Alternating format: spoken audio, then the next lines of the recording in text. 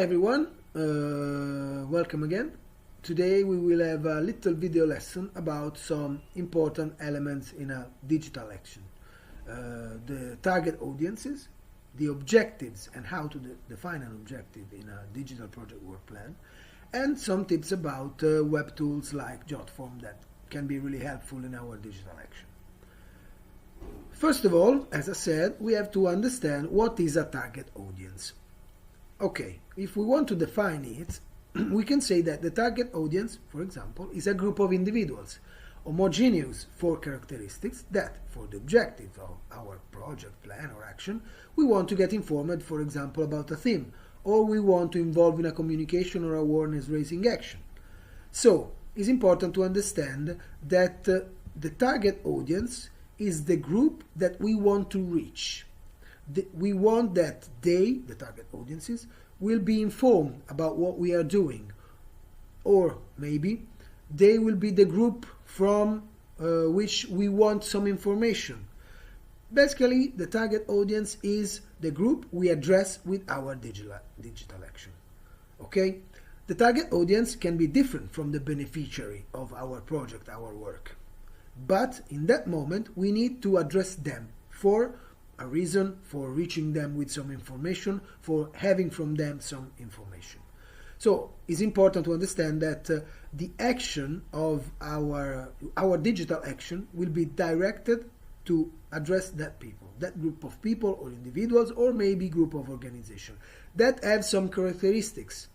For example, we have a project with children in our city. We want to have some information from their parents. Our action will be directed to have some information from the parents. So the parents will be our target audience. Or, another example, we have a communication strategy in a project. We want that some kind of individuals, for example, stakeholders, for example, political institutions, for example, political representatives, will get informed about what we are doing in our project through our communication action.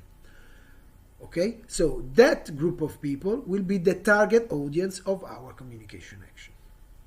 So, when we create a digital action, we have to understand who we want to address, which characteristics they need to have in our interest, obviously. So, why we need to address them, and which characteristic they need they have for our objectives. And the connection with the objectives of our project, our plan or our action is really strict, is really high. Because when we have an objective, when we identify the objective of our action, of our digital project work plan, we will be easy for us to identify the target audience, because basing on our objective, we can identify the target audiences of our actions.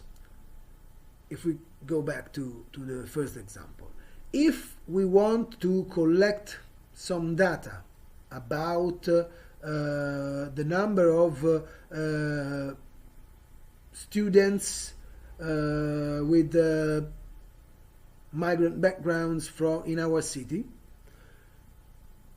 probably we will have to address the parents, the families, for get that information.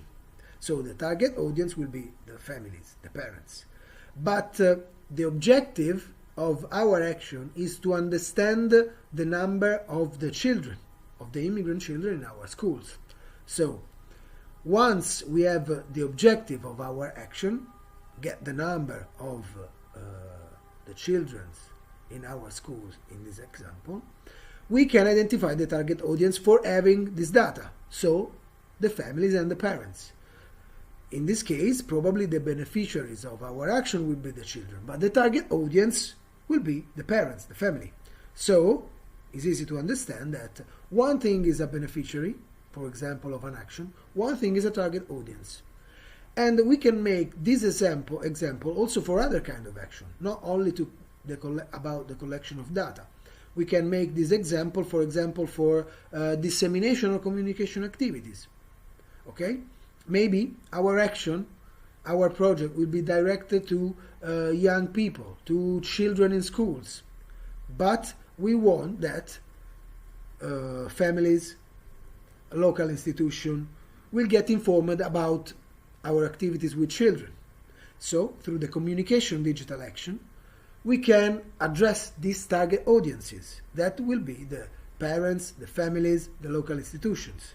So the target audience are different from the beneficiaries of our projects. In this way, it's important to understand that the target audience and the objectives, as I said, are really connected. Also because the target audience and having a good action with target audiences, so identifying the target audience in a really clear way, transparent way, will give us the opportunity to have a bigger impact of our project. Because, for example, if my digital results will arrive exactly to the target audience I have in mind and to the right target audience for my project, for my purposes, for my objectives, probably my work, my action will have a bigger impact also outside to more people, to many people. So